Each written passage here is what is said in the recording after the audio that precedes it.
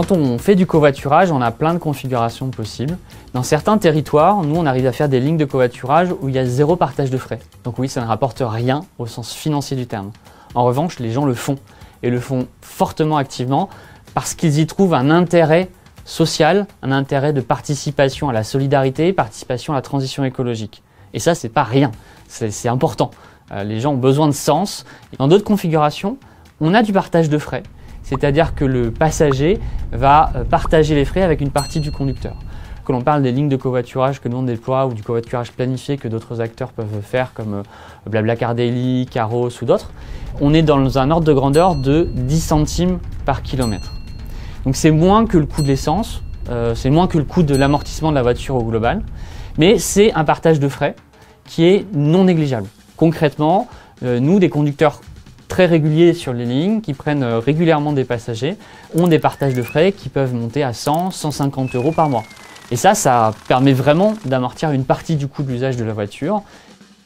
Le passager, selon les cas, soit il va payer, soit ça va être gratuit parce que la collectivité locale va lui rendre gratuit le fait de covoiturer. Mais dans tous les cas, c'est un gain pour lui parce qu'il y a l'évitement de l'usage de sa voiture. L'ordre de grandeur, on considère que le coût d'usage moyen d'une voiture, c'est à peu près 30 centimes par kilomètre. Donc même s'il paye 10 centimes par kilomètre pour partager le frais avec le conducteur, il va économiser de l'ordre de 20 centimes par kilomètre.